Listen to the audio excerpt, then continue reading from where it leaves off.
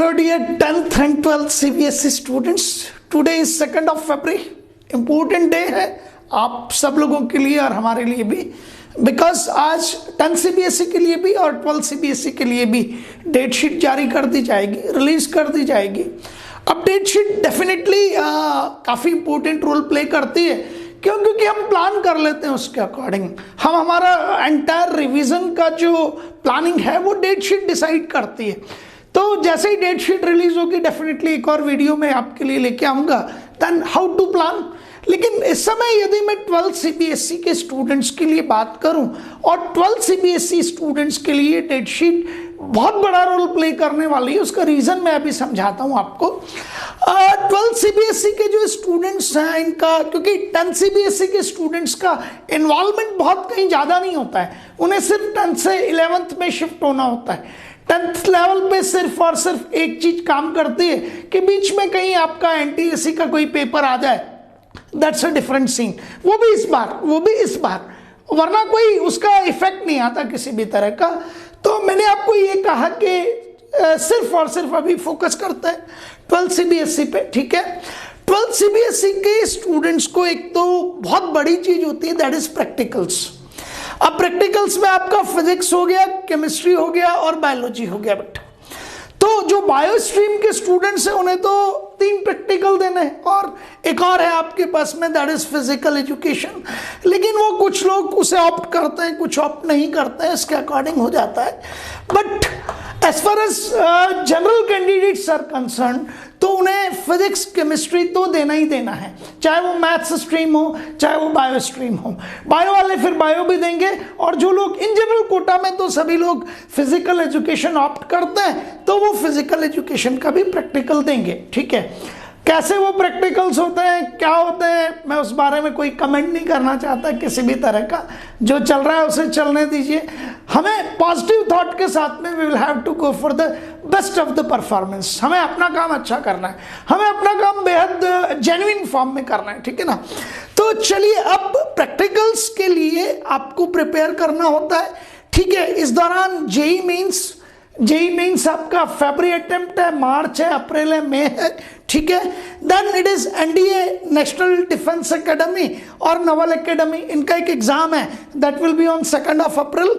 तो ये चीजें हैं जो बीच में आएंगी, ठीक है ना। अब यदि मैं बात करूं आपसे, तो मैं 12th पे फोकस कर रहा हूं फिलहाल। 4th मई से एग्जाम शुरू होने थ्योरी के, और कब खत्म होने, 10th जून को। 4th मई टू 10th जून। और प्रैक्टिकल्स कब शुरू होने, 1st of March। तो 1st of March से जब प्रैक्टिकल्स हमारे शुरू हो जाएंगे, तो आप ये मान के चलिए कि यहां देखिए मार्च में जेई मीन्स कब है, सो इट इज ऑन 15, 16, 17, 18। सो 15 से कम 2 दिन पहले तो आपको प्रैक्टिकल्स फिनिश करने ही करने होंगे। तो मोस्ट प्रोबेबली यहां पे आपके पास में 1st March से आपके पास जो चीज बचती है that will be up to 12th of March। 12th March है ना। तो आपके सब बच्चों को ये बहुत इंपॉर्टेंट है, आपको मेंटली प्रिपेयर करना पड़ेगा कि आप 1st से 12th March तक मोस्ट ऑफ द स्टूडेंट का प्रैक्टिकल डेट होगा। 1st March से 12th March तक, क्योंकि 1st March से बिगिन करना है। और आपको मालूम है कि मार्च का जो अटेम्प्ट है जेई मेंस का, वो 15 से शुरू होना है, तो 3-4 डेज तो आपको देने ही होंगे। क्यों? क्योंकि आपका जो जेई मेंस का एग्जामिनेशन सेंटर है वो कहीं और हो सकता है, ठीक है। आपका CBSE का एग्जामिनेशन सेंटर कहीं और हो सकता है। तो ये चीज के लिए आपको डेफिनेट बात है that you will be provided with 3-4 days of gaps. Is that clear? आगे भी और पीछे भी। तो आपने ये कहा सर मुझे प्रैक्टिकल्स के लिए जो डेट मिली वो 1st March to 12th March, और बाद में देखोगे तो वो करीब करीब आप मान के चलिए 20th या 21st to 31st March, 21st to 31st March ये काम है, ठीक है ना। अब आप सब लोगों को ये डिसाइड कर लेना है कि मुझे प्रैक्टिकल्स जो हैं वो 1st to 12th देखेंगे तो आपको 12 दिन मिलते हैं, और 12 दिन में आपके 3 या 4 प्रैक्टिकल हो सकते हैं, 2 भी हो सकते हैं, ठीक है ना। क्योंकि मैथ्स वालों को तो 2 ही देने हैं, तो वो 2 प्रैक्टिकल्स हैं। लेकिन आपको पता है कि प्रैक्टिकल्स में एटलीस्ट 1 प्रैक्टिकल ये आपके कम से कम 2 या 3 दिन तो खराब करता है, करता ही करता है। तो आप ये मान के चलें कि आपके पास में 1st to 12th मार्च तो जितने भी मैथ्स और बायो स्ट्रीम के स्टूडेंट्स हैं, जो नीट एस्पायरेंट्स हैं, जो जेई मेंस और जेई एडवांस एस्पायरेंट्स हैं, उनके इन 12 दिनों को तो आप डेडिकेटेड टू प्रैक्टिकल्स ले लीजिए। प्रैक्टिकल्स फाइल भी बनेंगी आपके पास में, कुछ और भी जो भी कुछ होगा। किसी दिन आपका एग्जामिनर पहुंच पाएंगे, आपके एग्जामिनर नहीं पहुंच पाएंगे। हो सकता है कि एक्सटर्नल एग्जामिनर्स की जगह इस बार सिर्फ इंटरनल एग्जामिनर्स से ही काम कर दिया जाए, जो भी कुछ है। But you should be clear about it, आपको ये क्लियर कर लेना है। और अधिकतर मैंने देखा है कि स्टूडेंट्स प्रैक्टिकल्स को बोझ की तरह लेते हैं। मत लीजिए, गलत है ये। आप जितने भी एक्सपेरिमेंट्स को उठा के देखेंगे फिजिक्स, केमिस्ट्री और बायोलॉजी में, वो सब के सब डायरेक्टली थ्योरी से रिलेटेड है। जेई मेंस में तो मेंशन किया गया है 23-24 प्रैक्टिकल्स को, कि इन प्रैक्टिकल्स पर बेस्ड क्वेश्चंस आएंगे, तो आप उन्हें बहुत सिंसियरली लीजिए, बहुत सिंसियरली। मैं कह सकता हूं पोटेंशियोमीटर वेरी इंपॉर्टेंट। आप मुझे बता दीजिए पोटेंशियोमीटर आपके एक्सपेरिमेंट्स के कोर्स में है, ठीक है, सीबीएसई के। पोटेंशियोमीटर पे आपका कोई भी एग्जामिनेशन ले लीजिए, चाहे वो मेडिकल एंट्रेंस एग्जामिनेशन हो, चाहे वो आपका इंजीनियरिंग एंट्रेंस एग्जामिनेशन हो या एनडी हो, क्वेश्चन आना है। पोटेंशियोमीटर पे नहीं आएगा तो आपके पास में मीटर ब्रिज पे आएगा, दोनों में से एक पे तो आएगा ही आएगा, ठीक है ना।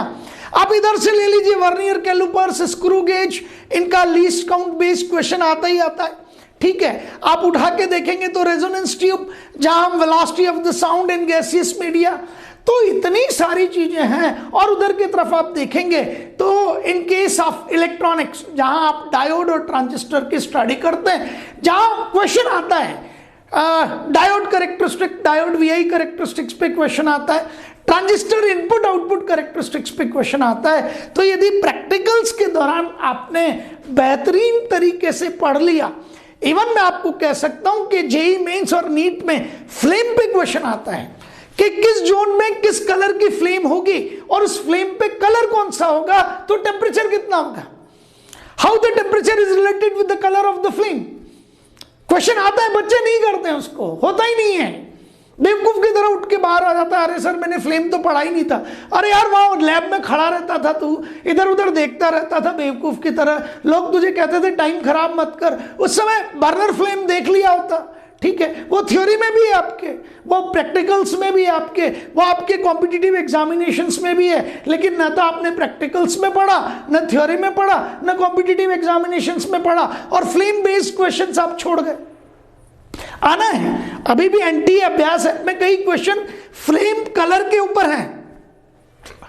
प्रैक्टिकल आपने देखा होगा कि आपके सिलेबस में जेईई मेंस में practical organic chemistry, is that clear, या प्रैक्टिकल जनरल ऑर्गेनिक केमिस्ट्री के नाम से टॉपिक है एक पूरा, और उस पर क्वेश्चंस आते हैं, ठीक है।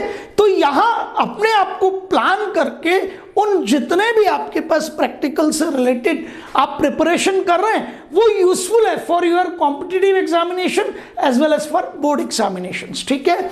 तो आपका 1st to 12th मार्च और 21st to 31st मार्च, इस दौरान ये सब physics, chemistry, biology, physical education, इन सब के प्रैक्टिकल्स फिनिश हो जाएंगे। इस मार्च में ही आपको 15, 16, 17, 18 को जेईई मेंस का एग्जाम भी देना है। फिर जैसे ही आपके पास में ये मार्च का महीना खत्म होगा, अप्रैल वाले महीने में आपको डेफिनेटली 24-25 दिन जेईई मेंस की प्रिपरेशन के लिए मिलते हैं। लेकिन ये याद रखिएगा कि आपके 4 मई से एग्जामिनेशन है, तो प्रैक्टिकल जो आपका जो अप्रैल का जो महीना है, 4 मई से एग्जाम है थ्योरी के, है ना। तो आपका अप्रैल का जो मंथ है वो तो सीधा सीधा किस में चला जाएगा, वो आपके पास डेफिनेट बात है कि आपकी थ्योरी की प्रिपरेशन में, सीबीएसई बोर्ड एग्जामिनेशन की थ्योरी की प्रिपरेशन में जाएगा, और आपको लगाना भी चाहिए, ठीक है। So you will have to manage all these things, ठीक, ये मैनेज करना है। बीच में आप 2 अप्रैल को जितने भी लोगों ने एनडीए का फॉर्म भरा है, आज उसके विड्रॉल की लास्ट डेट है, ठीक है ना। National defence academy, naval academy, इसके फॉर्म विड्रॉल की आज लास्ट डेट है। तो आप लास्ट मोमेंट पे ये सोचते हैं कि सर मैं नहीं दे पाऊंगा, फंस जाऊंगा, नहीं मूव कर पाऊंगा, पता नहीं कहाँ मेरा एग्जामिनेशन सेंटर आना है, I don't want to give, quit करना चाहता हूं, मैंने जबरदस्ती एंथुसियास्ट मैं फॉर्म भर दिया था। तो आज आप क्विट कर सकते हैं, आपका मनी भी आपको वापस मिल जाएगा। यूपीएससी एक अकेला जिसे कहते हैं बॉडी है जो फी को रिटर्न कर देता है फॉर्म फिलअप के बाद भी। तो आज फॉर्म विड्रॉल की NDA-NA, national defence academy, naval academy, 2 अप्रैल को जो एग्जाम है उसके फॉर्म विड्रॉल की आज लास्ट डेट है, तो आप उसे विड्रॉ कर सकते हैं, ठीक है ना। चलिए अब पिछली बार से यदि कंपेयर कर लें तो 2020 में आपका 27 फेब को एग्जाम किसका था, दैट वाज ऑफ इंग्लिश, और उसके बाद 2 मार्च को किसका एग्जाम था, फिजिक्स का। ऑलमोस्ट यही पैटर्न रहना है। तो आपको इंग्लिश और फिजिक्स के बीच में बहुत ज्यादा गैप मिलने वाला नहीं है, 3-4 डेज मैक्सिमम, 3 डेज। अब यही मान के चलिए आप, तो आपको 2 subject, one is English, English को तो प्रिपेयर करके रख ही लेना है कि भाई एक बार तो मैंने सब कुछ पढ़ लिया और अब मुझे 2 या 3 दिन या 4 दिन मिल जाएंगे तो मैं इंग्लिश दोबारा से जो है रिवाइज करके and I am ready to give the paper, मैं पेपर देके आ जाऊंगा, है ना।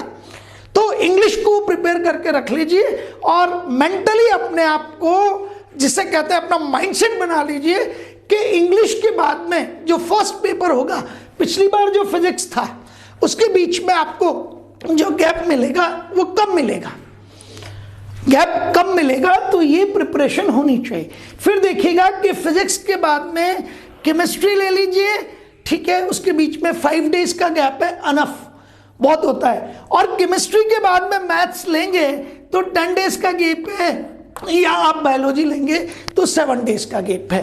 तो आपके पास फिजिक्स से केमिस्ट्री के बीच में 4-5 डेज मिलेंगे, फिजिक्स टू केमिस्ट्री के बीच में 4-5 डेज मिलेंगे, केमिस्ट्री टू बायो और chemistry to maths, chemistry to bio और केमिस्ट्री टू मैथ्स, इनके बीच में भी डेफिनेटली आपको 6-7 डेज का गैप मिल जाएगा।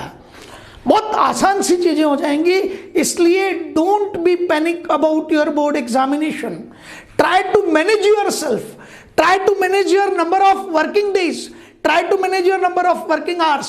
These examinations are never be difficult. These examinations are supportive to students. These are not meant to fail you. जबकि आपका JEE मेंस, JEE एडवांस या आपका जिसे हम नीट कहते हैं, जो मेडिकल एंट्रेंस और इंजीनियरिंग एंट्रेंस एग्जामिनेशन है, these are designed in such a manner to test you. These examinations are designed to fail you.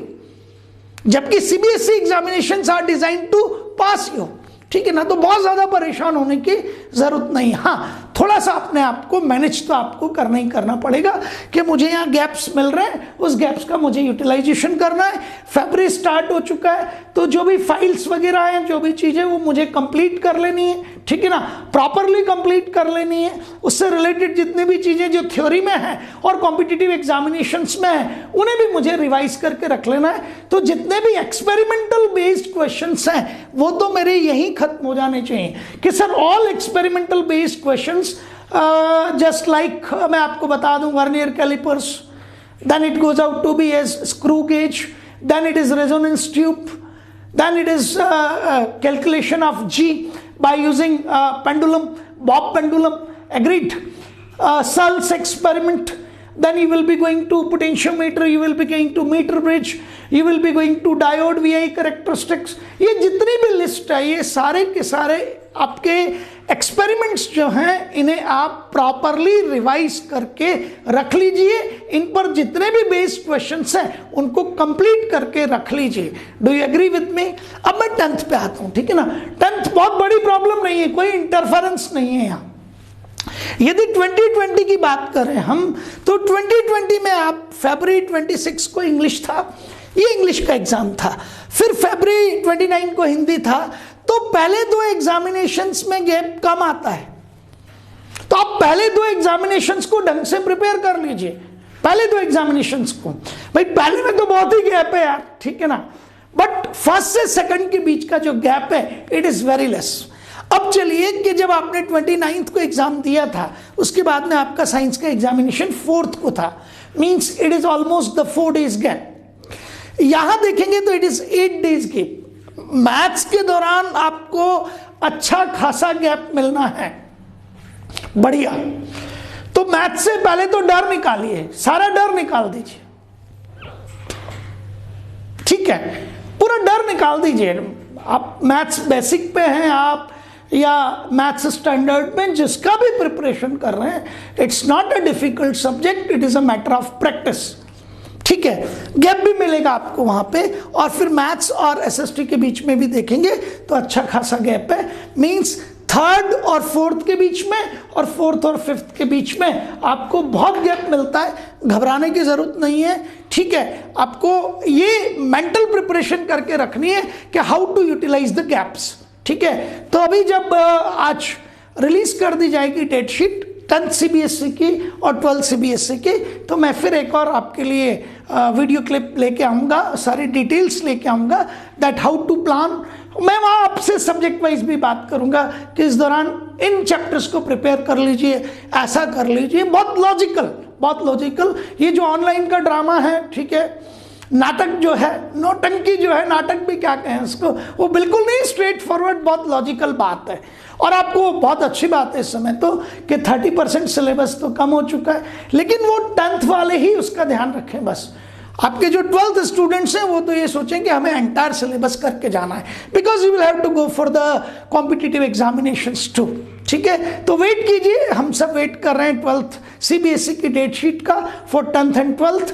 तब तक आप अपना मन पढ़ाई में लगाते रहिए और क्रेडिट जी कोटा के यूट्यूब चैनल पर जितने भी इंपॉर्टेंट इंफॉर्मेशंस हैं उन्हें लगातार देखते रहिए, बस पढ़ते रहिए और आगे बढ़ते रहिए। Thank you. ये लो बेटा, वो काम शुरू कर दिया क्या नीचे उसने? अभी तक नहीं आया क्या? कल आदमी लाने के लिए बोला था ना कल आदमी लाने के लिए। हाँ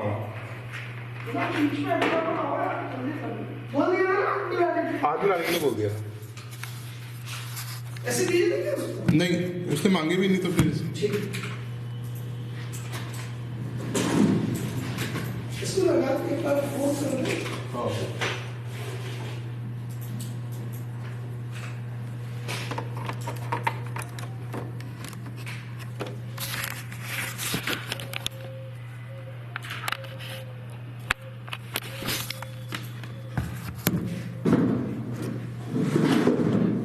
इसको आप गौर कर दो जल्दी से। बेटा मैंने गर्म पानी के लिए बोला था। हाँ सर, वो माता जी कह रही थी कल अभी करूँ उनके पढ़ा नहीं जैसा गर्म करना फिर आप प्रणाम कर दे। वो तो मेरे को आया नहीं इसलिए मैं चल गया। हाँ मेरा काम थोड़ी। हाँ ठंडा रहता है।